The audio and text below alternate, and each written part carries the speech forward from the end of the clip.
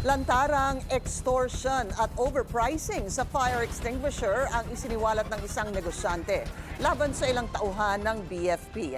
Para lang makapasa sa inspeksyon, pinipilit daw nilang bumili ng safety equipment na sobra-sobra ang taga sa presyo. Narito ang exclusive agenda report ni Hannah T.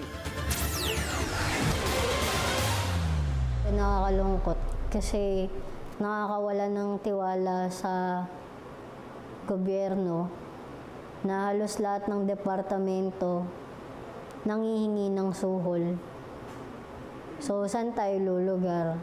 Sa bawat kilos natin may suhol. Dismayado si alias Mika sa mga dagdag pasaning bayarin pagdating pa lang sa inspeksyon sa kanyang business. Dumulog siya sa BNC para ikwento ang matagal na palang issue sa mahal na fire extinguisher na inirerekomenda ng Bureau of Fire Protection o BFP kapag nag-i-inspect ito ng mga gusali ng mga negosyante. 2023 nang ma-encounter ni alias Mika ang inspection ng BFP personnel para sa fire safety ng kanyang negosyo sa creative industry. Surprise visit yung pagpunta nila sa tindahan.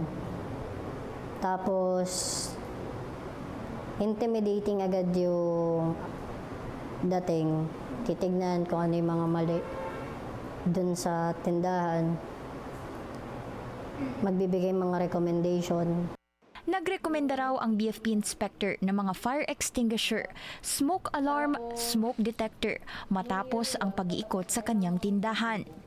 Hindi muna pinangalanan ni alias Mika sa amin kung sino ang opisyal, pero nag-abot pa raw ito ng calling card at sinabing doon dapat bumili ng recommended equipment para sa fire safety.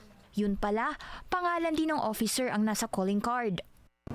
Tapos nung chinek ko yung presyo ng fire extinguisher, parang times 3 siya dun sa typical na presyo.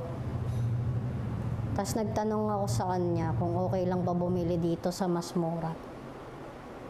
Sabi wag daw, dito daw sa calling card na binigay nila. Napilitan si alias Mika bumili ng about 3,500 peso worth of extinguisher na sa ibang supplier daw ay nasa 1K lang. Sinabi pa raw ng personnel na mag-e-expire ng 1 taon ang extinguisher, pero nang masundan daw ito ng inspection sa sumunod na taon, hindi naman daw ito pinapalitan ng iba pang officer. One-stop shop kung ituring ni Mika ang nasabing store at nandoon na raw lahat ng kailangang bilhin para sa fire safety. Kalaunan, pinrovide na ng personnel ang certification para sa fire safety. Walang problema kay alias Mika ang inspection dahil para raw ito sa kaligtasan ng kanyang business.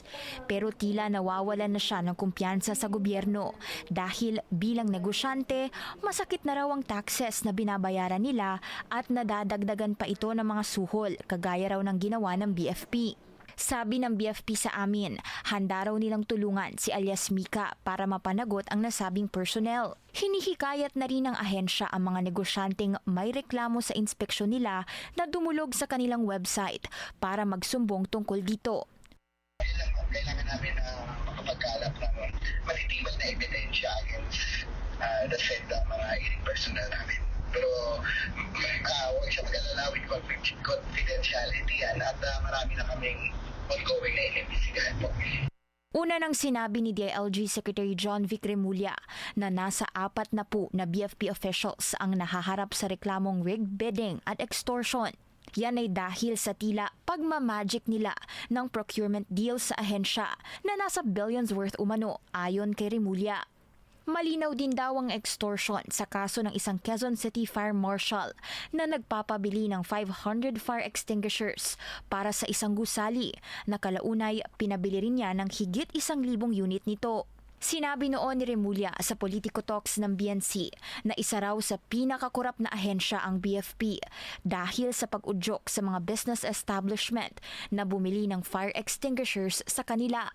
Sabi ni Remulla, nakatakda raw silang maglabas ng full report tungkol sa BFP anomalies. Para sa agenda, Hannah T, Bilyonaryo News Channel. Mag-follow sa aming mga social media accounts at mag-subscribe sa aming YouTube channel para sa pinakahuli at eksklusibong mga balita.